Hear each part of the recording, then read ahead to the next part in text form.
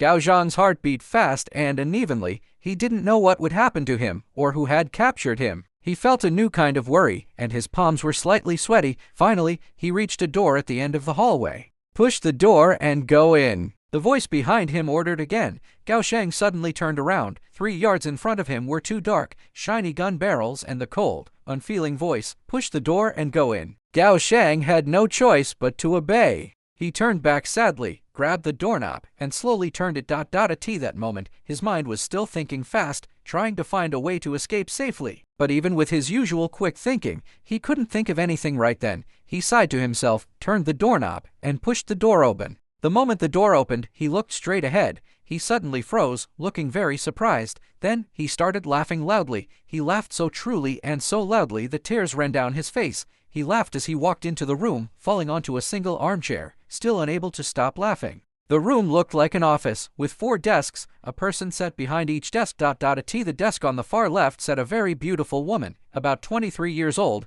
She seemed to be a secretary, holding a pen with a large pile of blank paper on her desk. But if you looked closely, you would see that this beautiful lady had smart and very deep eyes that made you not want to look directly at her. Behind the other 3 desks sat 3 middle-aged men. At this moment, one of them stood up, pressing his hand on the desk, and said, "Mr. Gao, this situation is not funny at all." Gao Shang laughed a few more times before standing up. "What's not funny?" He spread his hands. "The famous Inspector Chen Jiali actually told his men to kidnap me here." The middle-aged man standing looked very strong and calm. He was indeed Chen Jiali, the most famous inspector in the city. Gao Shang had never thought that after all his worries about being caught by his enemies, he would end up meeting high-ranking police officers. "Gao Shang, if I were you, I would not be laughing." Inspector Chen Jiali walked towards Gao Shang, his hands in his pockets. "Me? Why shouldn't I laugh? I haven't broken any laws. You just came out of He Tianxiang's house, didn't you? So what?" Even though Gao Shang tried to stay calm, his face didn't look as natural as before. He Tianxiang was killed. Inspector Chen's voice was very serious, and after that, "You were the last person to leave He Tianxiang's house." "Are you saying," Gao Shang said 3 words, then found it hard to finish. "Exactly. I'm saying you are the main suspect in He Tianxiang's murder." Gao Shang sadly sat down in the chair. Indeed, from every angle, he looked like the strongest suspect in He Tianxiang's murder. It seemed even the best lawyer would have trouble proving he was innocent. However, at this moment, a small hope appeared in his mind. Why didn't Inspector Chen Jiali accuse him normally? Instead, he brought him here secretly. He looked up, planning to ask Inspector Chen Jiali. Inspector Chen Jiali was also looking at him. They stared at each other. The room was very quiet. No one even moved. Only the beautiful young woman, with a mysterious smile, played with her pencil. About 5 minutes passed. "I understand." Gao Shang sat up straight first. "What do you understand?"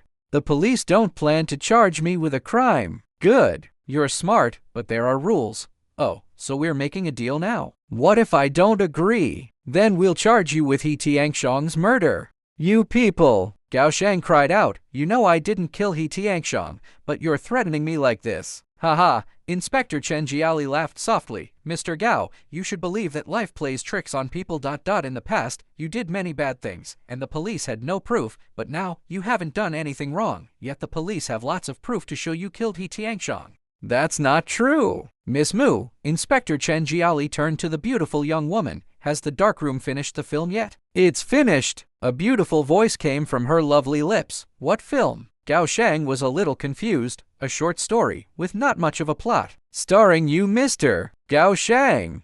Gao Shang looked a bit lost. Just then, someone knocked and came in, bringing a large roll of film. A police officer to Inspector Chen's left cleverly put the film in, and the lights went out. On the white wall across from them, a night scene appeared, a house with a garden. A person secretly going to the house. That person was Gao Shang. Gao Shang jumped into the house. He Tianxiang appeared. Everything was what Gao Shang had just seen. When the film got to the part where the lights in the house's hall suddenly went dark, Gao Shang couldn't help but shout, "It wasn't me!" The film continued, showing Gao Shang holding the flashlight, shining its light on the dead man's bloody, broken face. Then, Gao Shang turned and ran away. The lights in the room came back on, and Gao Shang fell onto the sofa. Sweat appeared on his forehead. "Mr. Gao, what do you think a jury would decide after seeing this great film?" Gao Shang stayed silent. "We should tell you more. For the past week, the police have been watching He Tianxiang day and night. Our goal was to stop the death ray weapon deal from happening in this city. Inspector Chen Jiali stopped talking here.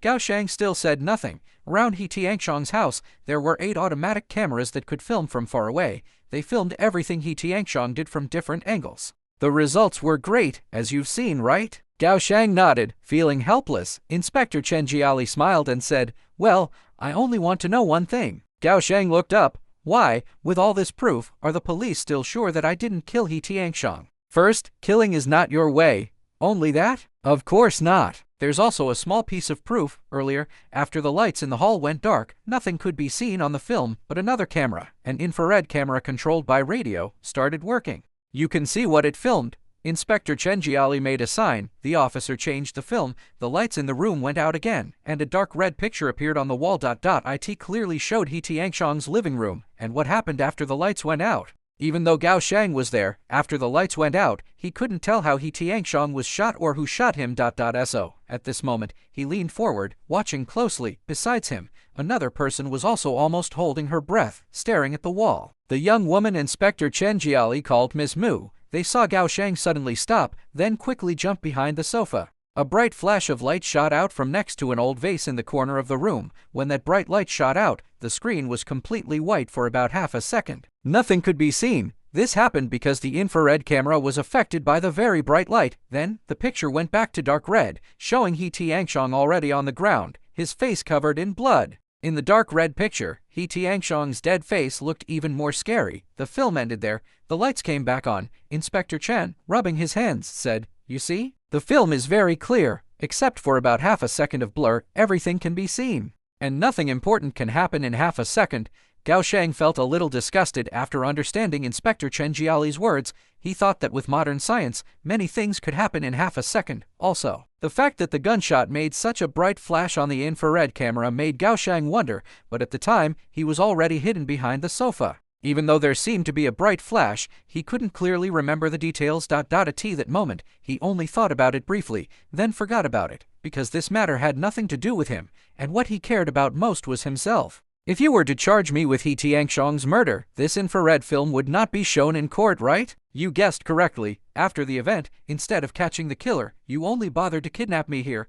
Gao Zhang's words showed he was being sarcastic. There is no killer, Inspector Chen Jiali answered calmly. No killer? Gao Shang cried out. Then who shot He Tianxiang? It was himself. We found a small remote control in his pocket. It could control the switches. One turned off the lights. The second fired an automatic gun hidden in the corner, shooting one bullet. It was this shot that made his head a bloody mess. He Tianxiang killed himself. Correct. That's an unbelievable story. It is truly the truth. We have clear proof, Inspector Chen said. I still don't believe it. Gao Shang stubbornly shook his head. All right, let's get back to the main point. What do you want me to do? He Tianxiang is dead whether you believe it was suicide or not. His death is real. Gao Shang nodded. Our information tells us that the death ray weapon sample and its plans will still be brought to this city very carefully, and then moved out. He Tianxiang was supposed to move it, but now it's you. Me, Gao Shang shrugged. What kind of joke is this? No joke at all, Gao Shang. You must listen carefully. Chen Jiali put his hand on Gao Zhang's shoulder and said,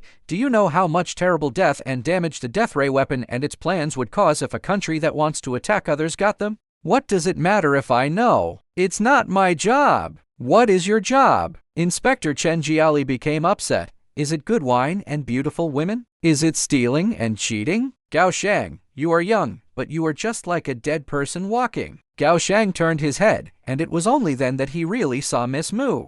His heart jumped. First, because it was a very beautiful face. Second, that beautiful face seemed familiar to him, but he couldn't remember why. Inspector Chen Jiali's words made him blush, and he said nothing. Gao Shang, you should do something for others. You know, you have a special talent. Not only do we admire you, but even the international police respect you a lot. You don't need to say more. This is something I can't do. Very well, then we have to charge you.